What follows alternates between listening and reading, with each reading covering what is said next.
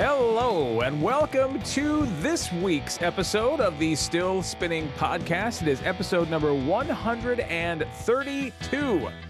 I'm Dan, she's Nicole, you're you, and you're good enough, you're smart enough, and blah, blah, blah. Gosh darn it, people like you. You can't set it up and not pay it off. I don't know that that's the case, though, for some of our... Well, I know, that's fair. But... whatever. Hi, welcome. And once again, we're sorry, we couldn't do the live version. I missed the live version. Like, it feels like we don't do that enough. Well, we've missed 2 weeks in the past 4. Well, the holidays, I feel like it was kind of wonky. So that's probably why. We have a podcast for you. It's just it's just old school podcast. It's not the video podcast. It's the old school, dropping it like we used to before everybody was on the YouTubes and, all that kind of stuff. So, so we appreciate you listening. We do, during this time, do bonus podcasts for our spinners, if you would like to. And so those come out every Friday. And even if we don't do these podcasts, I think it's rare occasion, very rare occasion where we don't do the bonus content, right? Yeah, even I if think we it's can't, less than 5 times in our history that bonus content hasn't gone out. Yeah, and that's either because we're sick and schedules get blown up or something like that. But yes, we will always record the bonus content. Almost always record, I don't want to say, but almost always record bonus content for our spinners. And if you would like more information on how to become a spinner, we would love it if you would do that. Go to our website, stillspinningpodcast.com. All right. So we should start off with, of course, very sad news. Catherine O'Hara passed away, 71 years old, way too young. Way too young. That was a heartbreaker, that one was. Yeah, there's some people you watch on TV and go, well, they're on their way out, right? We actually also lost another person. Who? The guy who played Lamont. Oh, I did see that on Sanford and Son. Thank you. Do you know his name? Desmond Wilson is what everybody, that's what he was booked as and billed as, Desmond Wilson. That was his stage name? Well, no, wait. Do you know what his first name was? His full name? Grady Desmond Wilson. All one word? No, but he was Grady. Did you ever watch Sanford and Son? No. Oh, okay. One of the main characters on the show, Fred Sanford's best friend, was Grady. Oh, how funny. And I had no idea that was actually Desmond Wilson's actual first name, Grady. But that's not the character he was playing, right? No, he played Lamont. He just so happened to be on the show. Oh.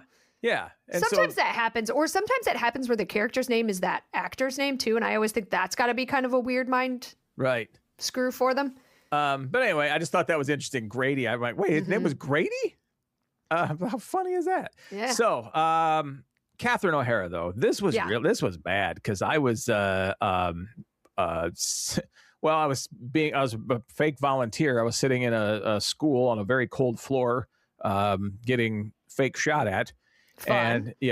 And so between rounds, I picked up the phone. I had nothing else to do, so literally I picked up the phone. Figuratively. Yeah, right. I picked up the phone. I start scrolling down. And I'm like, wait, I'm like, Catherine O'Hara.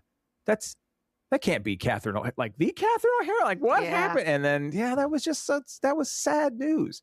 Yeah, it really was. And she was only 71, which, when you were 20 sounded old. But now, at our age, it's not that old. I don't think they've confirmed yet, but they said she had a brief illness. She also had, and I don't think this factored in, but the stories have been coming out about it now just because her health's being discussed.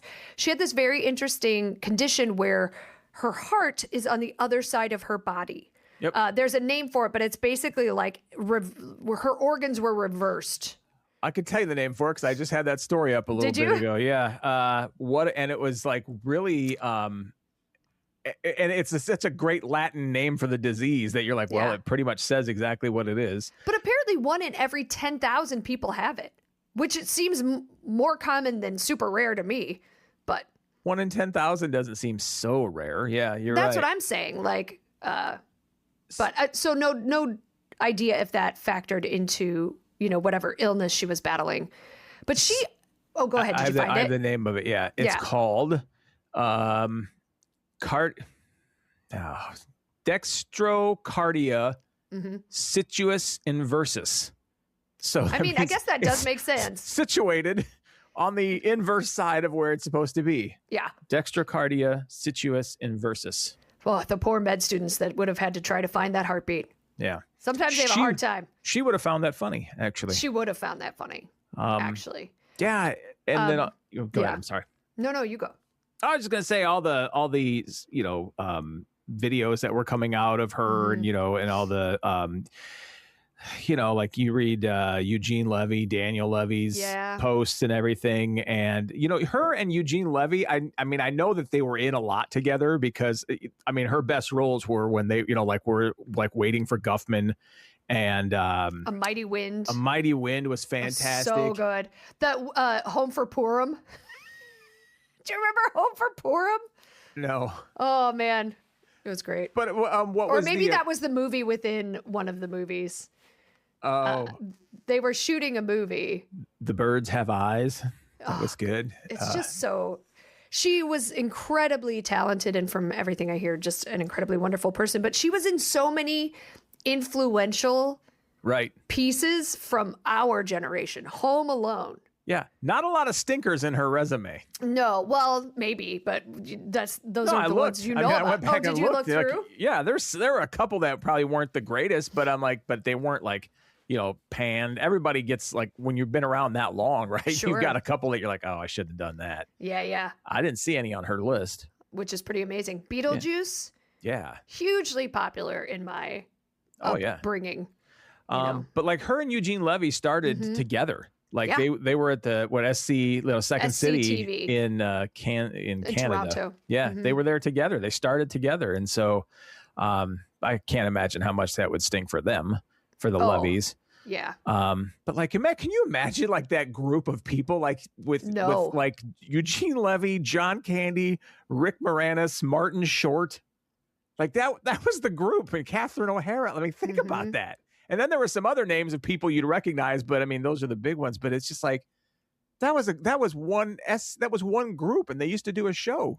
Yeah, it's so amazing, so much talent, such a sad time. I think Eugene said they had worked together for 50 years. Yep, that's a long partnership, and you know what the partnership is like. You can imagine. Yeah, once we hit 50.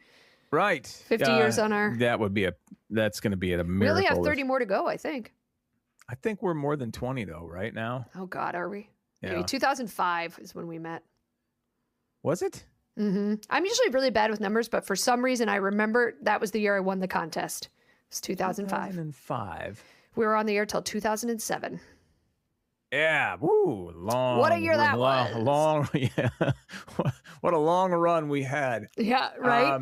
Almost 2 whole years. Yep. Again, ahead of our time. What was this? Was it? You're right, but my brain is telling me that we knew each other before we did the radio thing. We did not. I know we didn't, but it feels like we did. Well, I think because we had comedy sports in common, because you had done things at Quad Cities Comedy Sports. Maybe, but and you're 100% right, because we did not know each other before that. But it feels like you've known me forever. Yeah, I've known you for much longer time than that, and I mean, 20 years is a pretty long time. Yeah.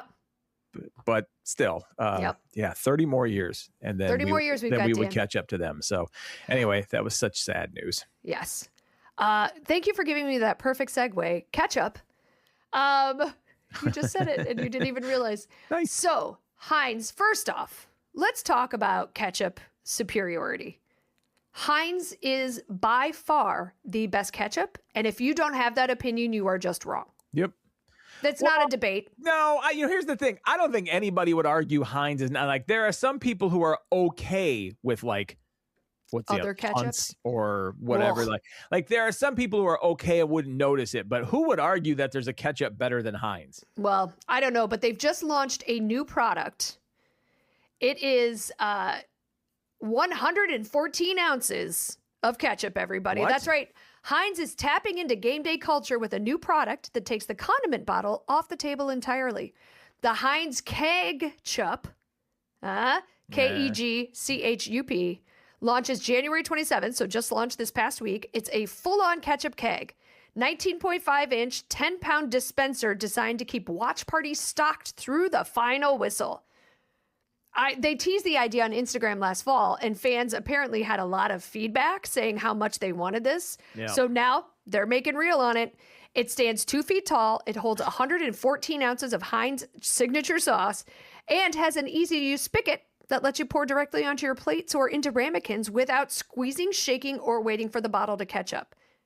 It looks pretty cool, too, I gotta say. I think it's pretty funny. Ramekins. Those little... I know what they are, but come on. I don't know. That's what's in the article. Cups? Now, first off, this article came out of, what is this? Food and Wine. So that's why they said ramekins. Ramekins. They won't just say a ketchup cup or ketchup bowl. But I just recently had a conversation with someone, and I don't remember who it was. And I asked Dan before we started if it was him, and he said no. I firmly believe a restaurant should have to disclose what kind of ketchup they have. I think it should be on the menu if they have anything other than Heinz. And you should be prepared. And I made this comment. I was having this conversation with somebody, and then I came across a Reddit comment because I'm on like Chicago food Reddit channels. And somebody asked if it would be rude for them to bring their own ketchup because they wanted to make sure that they had Heinz. And I said, it's funny you say that because I just said they should have to disclose if they don't. So you can notice the difference instantly if it's not Heinz ketchup? There might be ketchups that taste close to Heinz that I won't necessarily notice, but I can tell you if it's Hunt's, because Hunt's to me is very sweet. First of all, F them with their catsup. That's what they call theirs, right? I've never even noticed that. CATSUP, catsup. F off with that. It's ketchup. I don't care who makes it, but catsup. You want a Hunt's catsup. Yes. So I can tell then, and I can usually tell if it's been made in their kitchen. Right. Well, like some people people make their own. Oh yeah, they make their own ketchup. Again, a little too sweet for me. A lot of restaurants, especially here, have started putting them into ramekins, so that they don't waste as much. Which I do totally get because I think most people do myself included at home. Yeah. I over pour the ketchup. You think you're going to need more than you do, but you whatever. Always do that. You know what? It's better throwing away a little bit of ketchup than to sit on your ass and run out of ketchup. Oh, hell yeah. And then try to get to one fry to go around the full edge of the ramekin. Yes. And also, Paul likes to take the longest fry he can find and build a little dam for the ketchup. Yeah, that's a good So then idea. You put the ketchup on one side. So then you're scraping that one fry to try to get all the ketchup off that one. Yeah. But that makes for a very nice end to them because then you have the one fry at the end that has all the ketchup already built onto it. So, I'm 100, but over 100 ounces of ketchup seems like quite a lot of ketchup. It's a lot of ketchup. I would love to see this in person. Just to get one. Did it say what it costs? I don't think it did, but it's got to be expensive. Yeah. No, it doesn't. Because it's like in a big container. It's like the picture that I saw had like a large. Oh yeah, it's big. Let's see how much it costs. I'm gonna Google it real quick. Cost. Okay. Internet. Oh no, I want the keg. I want the keg thing. It's just giving me the regular. Even though I did KegChup. Let's see. Maybe you can find it faster than me. Searching for the prices. Don't see 114 ounces. Well, hold on a minute. This can't be right. What? The standard 114 ounces, the closest standard equivalent you'll find at ketchup keg concept, 114 ounce unit, the same volume as the novelty ketchup keg, runs about $10 to $11 at major retailers. No, that's so cheap. Yeah, but so what they're saying is 114 ounces of ketchup would be around $10 to $11. But I don't know because the ketchup keg, it's gonna have to be more expensive than that. Yeah, because it looks like it's metal. I just sent you the website. Right. It looks like it's a metal thingamadigger. Yeah. It's gonna have to be. But just so you know, just to put it in the back of your head, just to see how much you want the KegChup. Yeah. Just know that it would be about $10 to $11 of actual value of ketchup in there. So keep that in mind if you're if you go to the store and you're staring at a KegChup and they want to charge you $30, it's like, well, how much extra do I want to pay for that? Right. Can. It is an aluminum can, by the way. Nice. I just found it on their website. So should be. Is there a pump at the top? There is a pump. You gotta tap there's a pump in their promotional pictures, but you might have to buy the pump on your own. Well, you got to tap it. It said there was a spigot. Yeah. Yeah. So, yeah, you got to tap the keg. Keg stands, taking on a whole new meaning. Ew. Can you imagine just a chug of ketchup? No. Nope. Oh, God. Oh, no. On that note, well, everyone, I hope you have a great week. Thank you so much for bearing with the video-less content that we've been putting out the past couple weeks. But don't you worry. I'm pretty sure we're back Monday the 9th, live on Facebook, if you Instagram, YouTube, X. If you want to watch live, 7 p.m. Central Time. Otherwise, the normal release will come out 2 days later on Wednesday, whenever Dan feels like releasing it. Sometimes it's the morning, sometimes it's the afternoon. Sometimes it's technically supposed to come out at 5 in the morning. But sometimes he hits PM. You know what? Yeah. These things happen. Yeah. There are worse things. So we really appreciate you, Spinners. Don't you worry. You're going to have more bonus content coming your way on Friday. Have a great week, everybody. We'll see you next week.